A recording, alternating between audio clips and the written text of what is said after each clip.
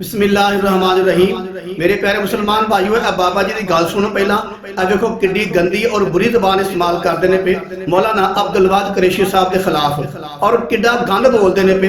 उस तो बाद मैं इस बाबे को जवाब देना। पहला वीडियो देखो जरा। सुनो जी, मोटे बागड़ बिल्ले दी एक और गल है इस मौलवी दी। हराम खा खा के एडे एडे बूली कुत्ते तरह एडे एडे मुंह कट के एडे एडे भलवाना तरह जिस्म बना के अकल नहीं आउंदी। नासबी है तू, तेरे अंदर नासबियत कुट कुट के भरी है। आएगा तू अहलुल बैत दा दुश्मन है, तू बनू उमैया दे विचों में कुत्तिया बूली कुत्तिया। आई गल दी समझ। सुन तेन जवाब देंदा पे मिर्जा साहब, तेन जवाब पे देंदे ने। मुबाहले च सारियां बीवियां गईयां सन, बीवियां ते किसे दे कोलों शादी करके बंदा लैके आंदा। आई गल दी समझ। ओ किवें अहलुल बैत हो गईयां हैं लानतिया। सुन तेन वही जवाब पे देंदा, कोई अहले तशीह जवाब नहीं मैं देंदा। सुन जरा। पैगंबर की बीवी हजरत सौदा नबी की अहले बैत। जी हाँ जनाब, वेख लीजिए ये सारिया गालां दे रहे हैं मौलाना अब्दुल वाद कुरैशी साहब नूं। एक दूजी बात है, मैं इस बाबा जी नूं कहना चाहना, बाबा जी तुहाडे उस्तादां ने, तुहाडे पीरो मुर्शिद ने, तुहाडे वडेरियां ने तुहाडी तालीम, तुहाडी तरबियत गंदी कीती है ते विचों ज़ुबान चों गंद निकलदा पिया। ते साडियां बुजुर्गां ने, वडेरियां, उस्तादां ने, पीरो मुर्शिद ने अच्छी तरबियत कीती। इंशाअल्लाह असीं अच्छी तरीके नाल गुफ्तगू करांगे, क्योंकि ज़ुबान दे थल्ले इंसान दी सलाहियत ते ओहदी औकात छुपी हुंदी है। तुसीं अपनी औकात बहांदे हो पे। दूजी बात है कि मेरे मुंह च भी जुबान है, मैं भी तुहानूं कुत्ता बिल्ला दल्ला हराम दा कह सकना, लेकिन नहीं, तुसीं बुजुर्ग हो, वडेरे हो, सफेद दाढ़ी वाले हो, तुहाडा इंशाअल्लाह तरीकेकार नाल गल करांगे। दूजी बात यह है कि तुसीं बागे फतक दा वो बहाना बना के ते अब्दुल वाद कुरैशी साहब नूं बुरा भला पे आंदे हो। ते मैं कहना चाहना कि बाबा जी गुजारिश है कि फातिमा रज़ी अल्लाह तआला अन्हा ने, क्या तुहाडी मेरी बेटी वर्गियां ने, या तुहाडी मेरी ओ धीआं वर्गियां ने, या तुहाडी मेरी मामा वर्गियां ने कि वो बाग दियां भुखियां होण या माज़अल्लाह बागे फतक दियां लालची होण।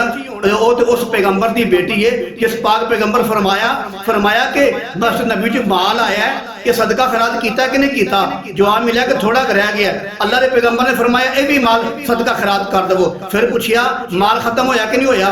सहाबा ने अर्ज किया या रसूल थोड़ा कमाल रह गया। अल्लाह के पैगंबर ने फरमाया ये भी खर्च कर दवो। सहाबा ने अर्ज किया या रसूल हुण कोई नहीं लैण वास्ते आ रहा ते माल पिया है। अल्लाह के पाक पैगंबर ने फरमाया कि मैं मुहम्मद नूं शर्म आंदी है कि माल मस्जिद नबी च पिया होवे गरीबां लोकां वास्ते तकसीम करने वास्ते, ते मैं मुहम्मद अपने घर सोवां जाके मैनूं शर्म आउंदी है। अज मैं अपने घर भी नहीं जाना।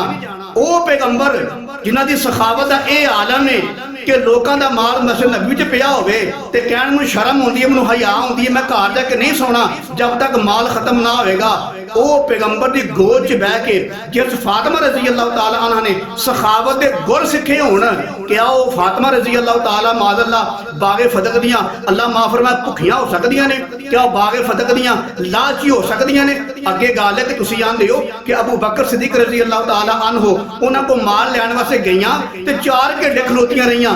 मैं कहना बाबा जी मैनूं ये दसो कि उदों घड़ियां तुहाडे प्यो ने बनाईयां सन। अगली गल ये कि फातिमा रज़ी अल्लाह तआला अन्हा गईयां कि अबू बकर सिद्दीक रज़ी अल्लाह तआला अन्हु ने खाली वापस घाल दिता। मैं ना बाबा जी मेरी गल ध्यान नाल सुनो, अगर तुसीं जिंदा हो तो मैनूं जवाब देना जे।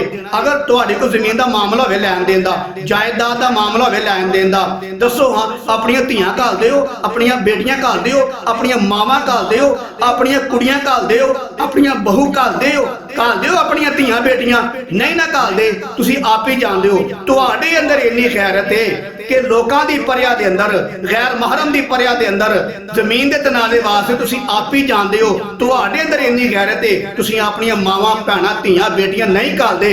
ते क्या अली रज़ी अल्लाह तआला अन्हु दे अंदर तुहाडे जिन्नी भी गैरत कोई नहीं सी कि वो आप ही ते ना गए ते अपनी बीवी नूं घाल छड़िया कि जा बागे फतक लैके आ।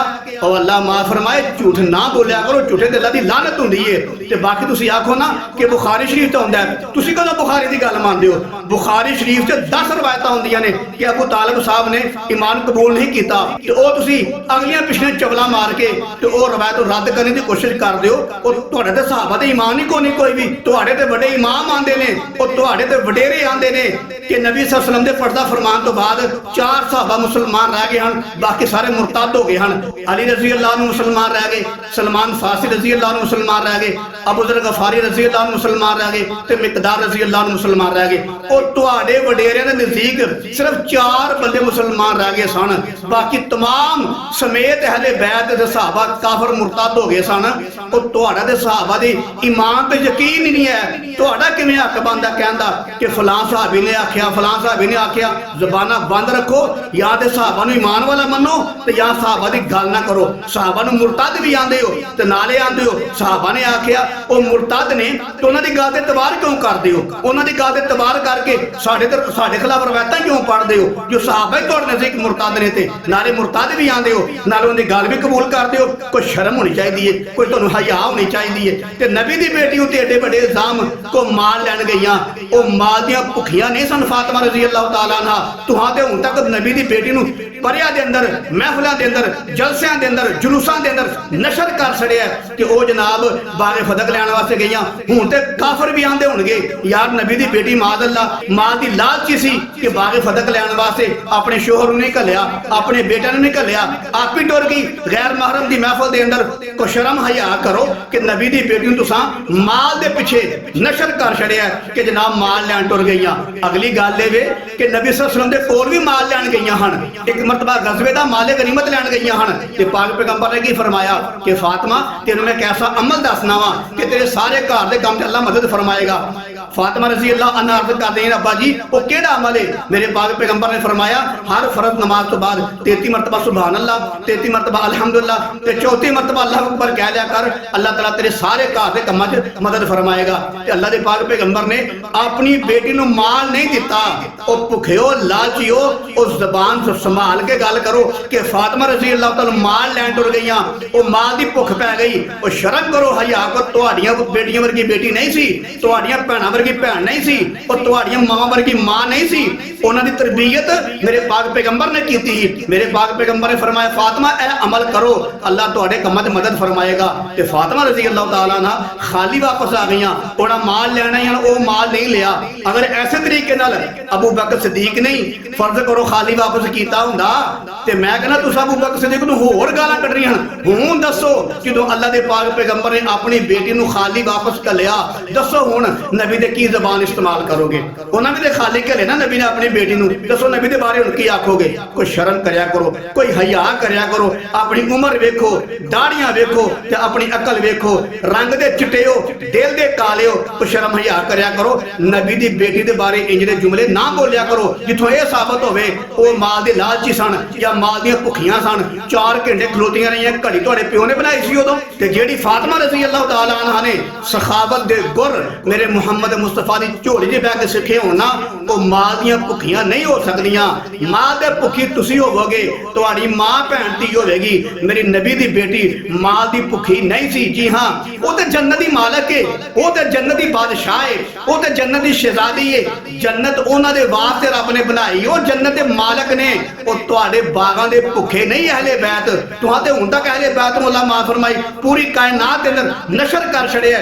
ਬਾਗ ਲੈਣ ਗਈਆਂ, ਬਾਗ ਲੈਣ ਗਈਆਂ ਕਿ ਜਦੋਂ ਮੇਰੇ ਪਾਕ ਪੈਗੰਬਰ ਦੇ ਕੋਲ ਫਾਤਿਮਾ ਰਜ਼ੀ ਅੱਲਾਹੁ ਤਾਲਾ ਨਾਲ ਗਈਆਂ ਨਾ, ਕੋਈ ਮਾਰੇ ਗਨੀਮਤ ਚੋਂ ਮਾਲ ਲੈਣ ਵਾਸਤੇ ਅਲੀ ਰਜ਼ੀ ਅੱਲਾਹੁ ਤਾਲਾ ਨੂੰ ਘੱਲਿਆ ਤੇ ਅੱਗੇ ਜਾ ਕੇ ਵੇਖਿਆ ਕਿ ਮੇਰੇ ਅੱਬਾ ਜੀ ਦੇ ਕੋਲ ਹੋਰ ਬੰਦੇ ਵੀ ਬੈਠੇ ਨੇ ਤੇ ਫਾਤਿਮਾ ਰਜ਼ੀ ਅੱਲਾਹੁ ਤਾਲਾ ਨਾਲ ਝੱਕਦੀਆਂ ਵਾਪਸ ਆ ਗਈਆਂ। मेरे नबी दी बेटी शर्मो हया दी पैकर इन्नी शर्मो हया वाली कि फातिमा रज़ी अल्लाह तआला अन्हा ने फरमान लगी मैं पूरी जिंदगी पहली दा चंद नहीं कदी वेखिया। क्यों? फरमान लगी कि जब चंद हुंदा ना पहली दा ओनू हर बंदा शौक नाल वेंदा है ते जदों लोकी भी चंद पहली दा वेंदे होणगे ते मैं भी वेखांगी चंद पहली दा ते लोकां दी निगाहां नाल मेरी निगाह मिल जाएगी मैनूं शर्मो हया आउंदी है। ਇਹ ਫਾਤਿਮਾ ਜਿੱਥੇ ਲੋਕਾਂ ਦੀ ਨਿਗਾਹ ਪਵੇ ਉੱਥੇ ਫਾਤਿਮਾ ਸ਼ਰਮੋ ਹਯਾ ਵਾਲੀ ਨਿਗਾਹ ਵੀ ਨਾ ਮਾਰੇ। ਨਬੀ ਦੀ ਬੇਟੀ ਏਡੀ ਪਾਕ ਦਾਮਨ ਤੇ ਏਡੀ ਮਾਸ਼ਾਅੱਲਾ ਸੱਚੀ ਸੁੱਚੀ ਇਸਤਾਂ ਵਾਲੀ ਹੋਵੇ ਤੇ ਤੁਸੀਂ ਆਂਦੇ ਹੋ ਉਹ ਗੈਰਾਂ ਦੀ ਮਹਿਫਲ ਦੇ ਵਿੱਚ ਆਪ ਹੀ ਟੁਰ ਗਈਆਂ ਤੇ ਮੈਂ ਕਹਿ ਰਿਹਾ ਕਿ ਨਬੀ ਦੇ ਕੋਲ ਗਈਆਂ ਤੇ ਵਾਪਸ ਆ ਗਈਆਂ ਕਿ ਉੱਥੇ ਗੈਰ ਮਹਰਮ ਬੈਠੇ ਹੋਏ ਹਨ। ਉਹ ਜਦੋਂ ਨਬੀ ਦੀ ਬੇਟੀ ਏਡੀ ਸ਼ਰਮੋ ਹਯਾ ਵਾਲੀ ਏ ਕਿ ਆਪਣੇ ਬਾਪ ਦੇ ਕੋਲ ਜਾਏ ਤੇ ਗੈਰ ਬੰਦੇ ਵੇਖ ਕੇ ਤੇ ਗੱਲ ਵੀ ਨਾ ਕਰੇ, ਸ਼ਰਮ ਹਯਾ ਦੇ ਮਾਰੇ ਵਾਪਸ ਆ ਜਾਵੇ। ਕਿਵੇਂ ਹੋ ਸਕਦਾ ਹੈ ਕਿ ਅਬੂ ਬਕਰ ਸਦੀਕ ਦੇ ਕੋਲ ਗੈਰ ਮਹਰਮ ਹੋਣ ਦੇ ਬਾਵਜੂਦ ਹੋਰ ਵੀ ਸਹਾਬਾ ਬੈਠੇ ਹੋਣ ਕਿ ਨਬੀ ਦੀ ਬੇਟੀ ਟੁਰ ਜਾਵੇ? ਤੁਹਾਂ ਤੇ ਅੱਲਾਹ ਮਾਫ ਫਰਮਾਏ ਨਬੀ ਦੀ ਬੇਟੀ ਨੂੰ ਕਿੱਥੇ ਕਿੱਥੇ ਨਹੀਂ ਘੱਲਿਆ, ਤੁਸਾਂ ਕਿੱਥੇ ਕਿੱਥੇ ਨਬੀ ਦੀ ਬੇਟੀ ਨੂੰ ਖੱਜਲ ਨਹੀਂ ਕੀਤਾ, ਪਰੇਸ਼ਾਨ ਨਹੀਂ ਕੀਤਾ। ਕੋਈ ਸ਼ਰਮ ਹਯਾ ਕਰਿਆ ਕਰੋ, ਉਲਮਾ ਤੇ ਇੰਜ ਨਾ ਜ਼ਬਾਨ ਦਰਾਜ਼ੀ ਕਰਿਆ ਕਰੋ। ਇੱਕ ਗੱਲ ਯਾਦ ਰੱਖੋ, ਅੱਲਾਹ ਦੇ ਪੈਗੰਬਰ ने फरमाया जेड़ा आलम दीन ने मेरे दीन दे वारिस ने ਜਿਹੜਾ ਨਬੀ ਦੇ ਵਾਰਸਾਂ ਨੂੰ ਭੌਂਕੇ ਨਾ, ਮੇਰਾ ਈਮਾਨ ਹੈ ਉਹ ਬੰਦਾ ਹਲਾਲੀ ਨਹੀਂ ਹੋ ਸਕਦਾ। ਤੇ ਮੇਰੇ ਅਜ਼ੀਜ਼ ਭਾਈਓ ਯਾਦ ਰੱਖਿਓ, ਇਹ ਲਾਲਚੀ ਤੁਸੀਂ ਹੋਵੋਗੇ, ਤੁਹਾਡਾ ਖਾਨਦਾਨ ਹੋਏਗਾ, ਤੁਹਾਡੀ ਨਸਲ ਹੋਵੇਗੀ। ਮੇਰੇ ਪਾਕ ਪੈਗੰਬਰ ਦੀ ਬੇਟੀ ਫਾਤਿਮਾ ਰਜ਼ੀ ਅੱਲਾਹ ਤਾਲਾ ਅਨਹਾ ਇਹ ਮਾਂ ਦੀਆਂ ਭੁੱਖੀਆਂ ਨਹੀਂ ਸਨ। ਇੱਕ ਮਰਤਬਾ ਹਸਨ ਹੁਸੈਨ ਰਜ਼ੀ ਅੱਲਾਹ ਤਾਲਾ ਬਿਮਾਰ ਹੋ ਗਏ ਤੇ ਉਮਰ ਬਿਨ ਖਤਾਬ ਨੇ ਅਰਜ਼ ਕੀਤਾ, ਐ ਅਲੀ ਰਜ਼ੀ ਅੱਲਾਹ ਤਾਲਾ ਨੂੰ ਮੰਨਤ ਮੰਨ ਲਵੋ ਕਿ ਮੇਰੇ ਦੋਨੋਂ ਬੇਟੇ ਵੱਲ ਹੋਣਗੇ ਨਾ ਤੇ ਮੈਂ ਰੋਜ਼ੇ ਰੱਖਾਂਗਾ 3। ਉਹਨਾਂ ਰੋਜ਼ਾ ਰੱਖਿਆ ਪਾਣੀ ਨਾਲ, ਜਦੋਂ ਖੋਲਣ ਲੱਗੇ ਨਾ ਤੇ ਮੰਗਣ ਵਾਲਾ ਆ ਗਿਆ, ਉਹਨੂੰ ਰੋਟੀਆਂ ਦੇ ਛੜੀਆਂ, ਆਪੇ ਰੋਜ਼ਾ ਖੋਲਿਆ ਪਾਣੀ ਨਾਲ, ਫਿਰ ਰੋਜ਼ਾ ਰੱਖਿਆ ਪਾਣੀ ਨਾਲ, ਫਿਰ ਖੋਲਿਆ ਪਾਣੀ ਨਾਲ। ਉਹਨਾਂ 3 ਦਿਨ ਪਾਣੀ ਨਾਲ ਰੋਜ਼ਾ ਰੱਖ ਕੇ ਤੇ ਪਾਣੀ ਨਾਲ ਖੋਲਿਆ ਤੇ ਮੰਗਣ ਵਾਲੇ ਨੂੰ ਰੋਟੀਆਂ ਦੇਂਦੇ ਗਏ। ਤੀਜੇ ਦਿਨ ਮੇਰੇ ਪਾਕ ਪੈਗੰਬਰ ਆਏ ਤੇ ਨਾਲ ਹੀ ਵਹੀ ਆ ਗਈ, ਯੂਫੂਨ ਬਿਨ ਨਜ਼ਰੀ व यखाफूना, ਕਿ ਜਿਹੜੇ ਲੋਕ ਨਜ਼ਰਾਂ ਨੂੰ ਪੂਰਾ ਕਰਦੇ ਨੇ ਤੇ ਰੱਬ ਦਾ ਦਿਲ 'ਚ ਖੌਫ ਰੱਖਦੇ ਨੇ, ਉਹਨਾਂ ਵਾਸਤੇ ਇਨਾਮ ਹੈ। ਓਏ ਉਹਨਾਂ ਦੇ ਇਹਨਾਂ ਅਮਲਾਂ ਦੇ ਰੱਬ ਕੁਰਾਨ ਨਾਜ਼ਲ ਕਰਦਾ ਪਿਆ, ਉਹ ਭੁੱਖੇ ਰਹਿੰਦੇ ਨੇ ਪਏ, ਰੱਬ ਕੁਰਾਨ ਨਾਜ਼ਲ ਕਰਦਾ ਪਿਆ, ਤੇ ਤੁਸੀਂ ਕਿਹੜੇ ਪਾਸੇ ਗੱਲ ਲੈ ਗਏ ਹੋ? ਬਾਬਾ ਜੀ ਜਿਹੜੀ ਗੱਲ ਸਮਝਣਾ ਨਾ ਆਏ ਕਿਸੇ ਕੋ ਪੁੱਛ ਲਈਦਾ, ਜਾਓ ਜਾ ਕੇ ਕਿਸੇ ਕੋ ਪੜੋ, ਤੁਹਾਨੂੰ ਅਕਲ ਆਏ, ਤੁਹਾਨੂੰ ਸਮਝ ਲੱਗੇ ਦੀਨ ਕਿਨੂੰ ਆਂਦੇ ਨੇ ਤੇ ਅਹਲੇ ਬੈਤ ਦਾ ਘਰਾਣਾ ਕਿੱਡਾ ਸਹੀ। ਤੁਹਾਡੇ ਅੱਲਾਹ ਮਾਫ ਫਰਮਾਏ, ਅਹਲੇ ਬੈਤ ਦੇ ਘਰਾਣੇ ਨੂੰ ਭੁੱਖਿਆਂ ਸਾਬਤ ਕਰ ਛੱਡਿਆ। ਅਹਲੇ ਬੈਤ ਦਾ ਘਰਾਣਾ ਭੁੱਖਾ ਨਹੀਂ, ਉਹ ਰੋਜ਼ਾ ਇਫਤਾਰ ਕਰਨ ਲੱਗਿਆ ਵੀ ਆਪਣੀ ਰੋਟੀ ਗਰੀਬਾਂ ਨੂੰ ਤੇ ਮੰਗਣ ਵਾਲਿਆਂ ਨੂੰ ਦੇ ਛੱਡਦਾ ਹੁੰਦਾ ਸੀ। ਤੇ ਮੇਰੀ ਦਿਲੀ ਦੁਆ ਹੈ ਕਿ ਅੱਲਾਹ ਤਾਲਾ ਮੈਨੂੰ ਤੇ ਤੁਹਾਨੂੰ ਅਹਲੇ ਬੈਤ ਦੇ ਬਾਰੇ ਅੱਛੀਆਂ ਗੱਲਾਂ ਕਰਨਾ, ਉਹਨਾਂ ਦੇ ਬਾਰੇ ਅੱਛੀ ਸੋਚ ਰੱਖਣਾ, ਅੱਛੀ ਨੀਅਤ ਰੱਖਣਾ ਔਰ ਉਹਨਾਂ ਦੇ ਬਾਰੇ ਅੱਛੇ ਖਿਆਲ ਰੱਖਣ ਦੀ ਤੌਫੀਕ ਨਸੀਬ ਫਰਮਾਏ।